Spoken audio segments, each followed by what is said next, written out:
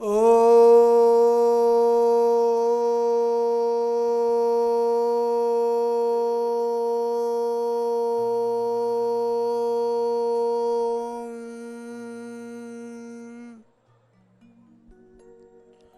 श्रद्धेय वंदनीय पूज्य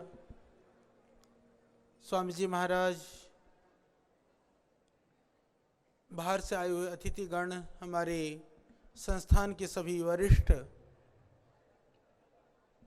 पूज्य संत साध्वीगण और सभी हमारे विश्वविद्यालय, आयुर्वेद महाविद्यालय, वैदिक गुरुकुलम और आचार्य कुलम के सभी प्यारे बच्चों, आज का जो दिन है,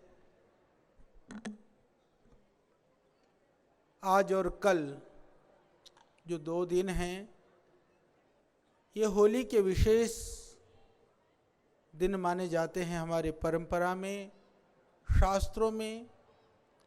जैसे अभी श्रद्धेय स्वामी जी ने कहा कि इसको हम फाल्गुनी नवसष्ठी के रूप में प्राचीन काल से ही मनाते आ रहे हैं।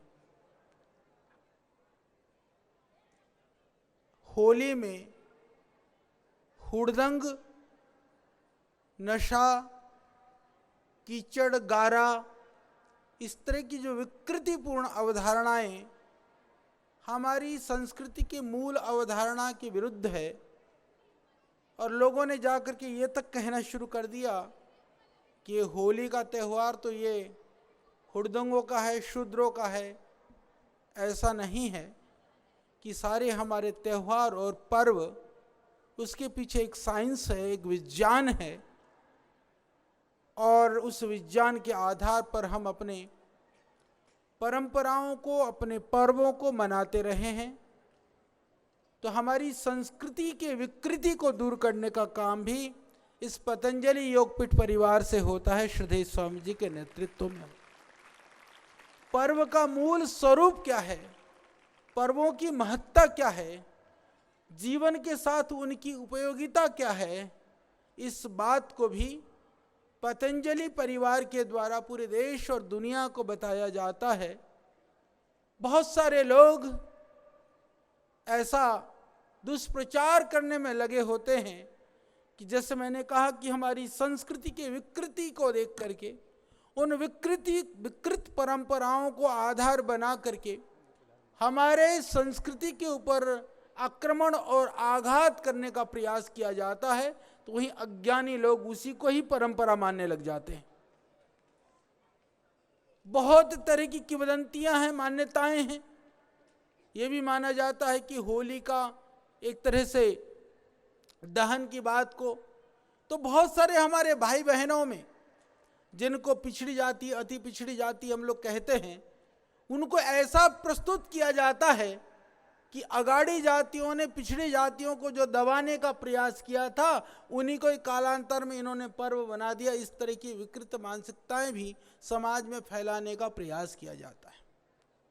तो इन सब विकृतियों को, इन अंधविश्वास और पाखंड के साथ साथ में इन दुर्भावनापूर्ण चीज़ों को भी समाप्त करने का कार्य यह पतंजलि योग पीठ, इसके द्वारा संचालित विभिन्न संस्थानों में अध्ययनरत सभी भाई बहनों के द्वारा ही होगा, यह हमें पूरा विश्वास है। और विशेष करके देखें, ये फाल्गुनी नवसष्ठी, आज आप देखते हैं कि खेतों में हमारी जो फसलें हैं, गेहूं है, चना है, ये चारों ओर लहला रही हैं, और लगभग कई जगह पर फसल कट चुका है, कई जगह पर कटने को है। तो जब फसल घर में आने पर उत्सव और उमंगता को मनाने के लिए किसान इस तरह के पर्वों का आयोजन करते थे। इस परंपरा को ही फाल्गुनी नवसष्ठी या होली पर्व कहा जाता है। प्रकृति, परमात्मा की उपासना के साथ प्रकृति का सम्मान करते हुए, उस प्रकृति से जीवन के उत्थान और उन्नयन के साथ कैसे उमंग को जोड़ा जाए, ये हमारे ऋषियों को पता था, हमारे पूर्वजों को पता था। तो उसका पर्व है ये होली। तो आज हम उस पावन पर्व को, उन ऋषियों की, उन पूर्वजों की परंपरा को उसी परंपरागत दिव्यता के साथ हम मना रहे हैं। हमारे सारे कार्य यज्ञ के द्वारा संपन्न होते हैं। सभी शुभ कर्म आप सब ने यज्ञ किया, उत्साह और उमंग के साथ में प्रार्थनाओं और भजनों का गायन किया। और विशेष करके क्योंकि यह पर्व, मैं एक तरह से कहूँ तो वह किसानों का पर्व है, क्योंकि यह अनाज पैदा होकर के घर में लाने का पर्व है।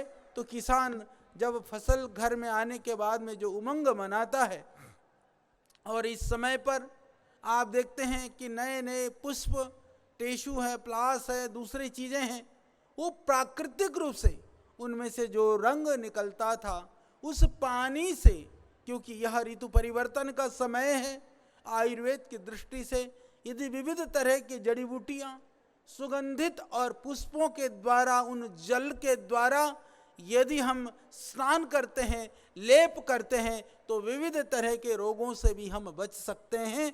तो होली के पर्व का यह प्रयोजन था, पर विकृत होकर के कहाँ सुगंधित पुष्पों और लेप की कहानी थी, कहाँ गोबर और कीचड़ में जाकर के समाप्त हो गया।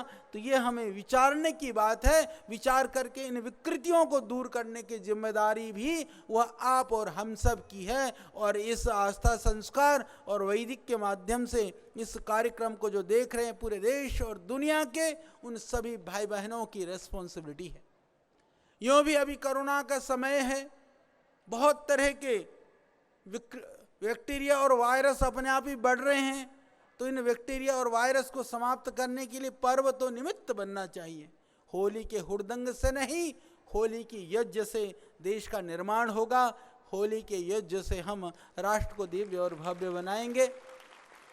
और एक, क्योंकि मैं आज सोच रहा था, कई सारे कार्य श्रद्धेय स्वामी जी के नेतृत्व में पतंजलि योगपीठ के द्वारा चलता ही रहता है, निरंतर चलता है।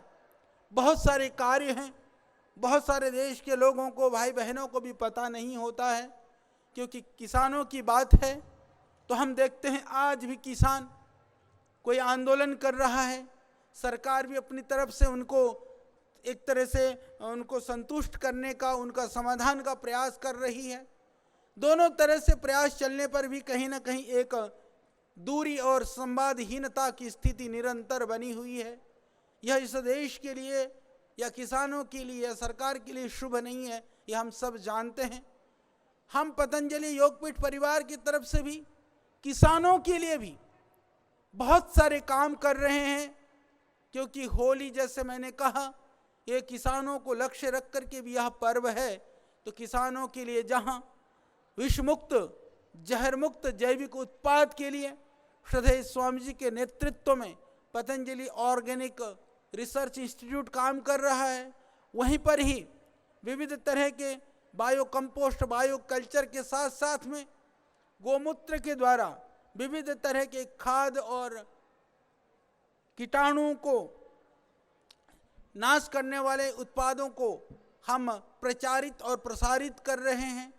तो उसके साथ में पूरे देश के लिए, क्योंकि एक बड़ी समस्या है, आज तकनीक तो उन्नत हो गई है परंतु किसानों की समस्याएं ज्यों की त्यों हैं। विशेष करके आज भी बहुत सारे किसान भाई आते हैं, वो यही पूछते हैं कि हम क्या लगाएं अपने खेतों में जिससे हमको अपने उपज का सही मूल्य मिले। हम कह देते हैं कि एलोवेरा लगा लो। एलोवेरा की डिमांड तो उतनी है, जब शुरू में एलोवेरा नहीं था, एक एक एकड़ में एक एक भाई ने 1-1 लाख रुपए का आमदनी किया। पर अभी ऐसी स्थिति आ गई है कि देश के बहुत सारे किसानों ने एलोवेरा लगा दिया है, वो प्रॉफिट घट करके कई जगह तो ऐसी स्थिति आ गई है कि वो एलोवेरा उठाने के लिए भी लोग नहीं है। तो ये बड़ी समस्या है। पहले मूसली का रेट बहुत था, आयुर्वेद में 8-8 हज़ार रुपये किलो मूसली बिकी। लोगों ने कहा कि अब हम मूसली लगाते हैं, वो मूसली आज जा कर के 500-600 रुपये किलो रह गई। जहां सतावर का रेट कभी कभी 600 रुपये हो जाता है, जैसे पिछले कोरोना के टाइम पर अश्वगंधा और तुलसी का मूल्य बहुत बढ़ गया। यानी जिस तुलसी को हम 20-25 रुपए किलो खरीदते थे, वो तुलसी 250-300 रुपए किलो तक गया। तो इस तरह के मैकेनिज्म, क्योंकि किसानों की मजबूरी है, जब एक साल प्याज का रेट बढ़ता है सारे प्याज लगा देते हैं, अगले बार घट जाता है लगाना बंद कर देते हैं, फिर अगले बार बढ़ता है, तो किसान यूं ही पीड़ित होता जाता है। तो उसका समाधान एक ही समाधान है, मैं आपको बताना चाहता हूं, और वह सरकार तो प्रयास अपने स्तर पर कर रहे हैं, पर पतंजलि के द्वारा वह एक राष्ट्रीय स्तर पर प्रयास चल रहा है। वो जानकारी मैं आपको देना चाहता हूं कि पतंजलि यह प्रयास कर रहा है और उस पर एक लेवल तक सफल भी हो चुका है। और मैं भारत सरकार का भी धन्यवाद करता हूं, आदरणीय मंत्री जी और सेक्रेटरी साहब का भी, वो भी सहयोग कर रहे हैं। तो हम क्या काम कर रहे हैं कि पूरे देश के अंदर किसी भी उत्पाद की, किसी भी उपज की कितनी डिमांड है पूरे देश के अंदर, और खेत में कितना उपजाया जा रहा है, उसका यदि हम पहले ही उसको प्लानिंग के लेवल पर यदि हम फोरकास्ट कर सकें, उसका एनालिसिस कर सकें, इस मैकेनिज्म के ऊपर पतंजलि काम कर रहा है। उसके द्वारा हम पहले से ही तय हो जाएगा। जैसे अभी किसानों के लिए गन्ने के अलावा विकल्प नहीं है। गन्ना सरकार के लिए कई बार मजबूरी भी है, क्योंकि किसान लगाएगा तो उनको गन्ने के लिए भुगतान भी करना होगा। तो ये बहुत बड़ा गैप है कि क्या उपजाएं, कितनी उपजाएं। कई बार एक्सेस होता है, कई बार शॉर्टेज होता है। उसके लिए पतंजलि के द्वारा आपने, क्योंकि जो लेटेस्ट टेक्नोलॉजी है, जिसको सैटेलाइट के द्वारा, इंफ्रारेड टेक्नोलॉजी के द्वारा हम खेत में फसल पकने से पहले ये तय कर सकते हैं कि कौन सी फसल कितनी लगी है, एक गांव के लेवल पर कितना है, एक जिले के लेवल पर कितना है, तहसील के लेवल पर कितना है, प्रांत के लेवल पर कितना है, और पूरे देश के लेवल पर कितना है, ये मैपिंग हम कर सकते हैं। तो एक तो इंफ्रारेड जो टेक्नोलॉजी के द्वारा, सैटेलाइट के द्वारा हम काम कर रहे हैं। दूसरा इसी तरह से क्लाउड के द्वारा, जो क्लाउड के अंदर जो डेटा है पूरा फार्मर्स के अंदर, उसकी आर्थिकी, सामाजिकी, पारिवारिक क्या स्थिति है, उसकी ज़मीनें कितनी हैं, किस तरह से वो उगा रहा है, हम उसको देख रहे हैं। तीसरा climatic zone, agro climatic zone, और उसके अलावा यहाँ पर जो टाइप ऑफ सॉइल, मिट्टी की प्रकार के द्वारा हम उस मृदा परीक्षण के द्वारा यह भी तय कर रहे हैं कि किस मिट्टी में किसके उत्पाद करने से किसानों को अधिक पैदा हो सकता है। इसको बड़े स्तर पर पतंजलि के द्वारा काम हो रहा है। और आज होली का पर्व है, ये मैं ऐसा मानता हूँ कि विशेष करके ये किसानों के लिए, पूरे देश के लिए है, पर किसानों का विशेष पर्व है। तो वह दिन भी आएगा इस देश में जब ये वास्तव में पहले जो हुआ वो अन्न की क्रांति हुई है। मैं उसको कृषि क्रांति नहीं मानता हूं, क्योंकि उस समय पर अन्न की उपलब्धता कम थी। हमारे पास एक ही उपाय था कि किसी तरह से लोगों को पेट भरें, तो केमिकल और फर्टिलाइजर के द्वारा हमने लोगों को भरपेट भोजन मिले, इसके लिए प्रयास किया, पर उसके साइड इफेक्ट भी बहुत हुए। धरती बंजर हो गई, जहरीली हो गई, जल, वायु और मिट्टी तक जहरीली हो गई। तो आगे आने वाला जो समय है, सही माने में वह कृषि क्रांति का समय होगा, हरित क्रांति का समय होगा। उस हरित क्रांति का सूत्रपात भी वो पतंजलि योगपीठ के द्वारा ही होगा, श्रद्धेय स्वामी जी के नेतृत्व के द्वारा होगा। तो यह आज के होली के पावन पर्व पर मैं उन सब किसान भाइयों को, सरकार की बहुत सारी योजनाएं हैं, वो सरकार किसानों को देना चाहती है, परंतु अभी तक जो व्यवस्था है, मैं पूरी प्रामाणिकता के साथ, क्योंकि एग्रीकल्चर के ऊपर अभी बहुत सारा काम हम कर रहे हैं, बाकी कामों के साथ में अभी क्या होता है, सरकार बीज देती है, सरकार पौधे देती है, तो जो जाता है उसको मिलता है। यानी कि सरकार के पास जिसकी पहुंच है, जैसे गांव का प्रधान है, उसकी टीम है, उनको पहुंच है, उसको पता है, उसको मिल जाती है। जो गरीब किसान हो जाएगा, भाई खत्म हो लिया, अब तो नहीं है।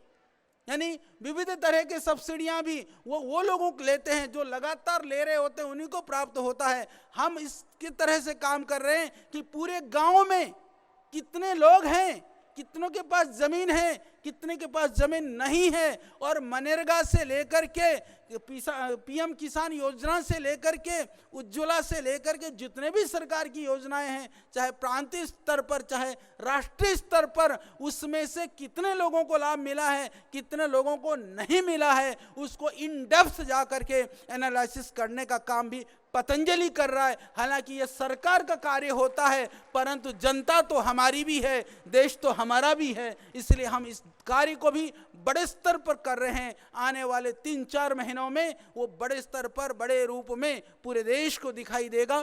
तो पुनः आप सबको इस होली के पावन पर्व पर बहुत बहुत शुभकामनाएं। परमात्मा आपके जीवन में मंगल करें, खुशहाली और प्रसन्नता लाएं, और हर रोज हर क्षण आप उमंग, उल्लास और उत्सव में जीने वाले बने।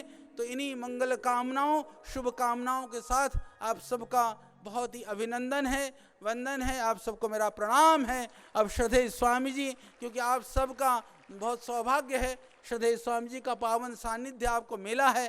सानिध्य के साथ साथ में उस उमंग को देने के लिए पुष्प के साथ श्रद्धेय स्वामी जी अभी आशीर्वाद के साथ में पुष्प वर्षा भी करेंगे। आप जहाँ हैं वहीं बैठेंगे, और देश के लोग भी जहाँ बैठे हैं वहीं से अनुभव करिए, आनंद लीजिए, आप महसूस करिए कि पूज्य स्वामी जी आपके ऊपर ही पुष्प वर्षा कर रहे हैं। बहुत बहुत धन्यवाद। ओम।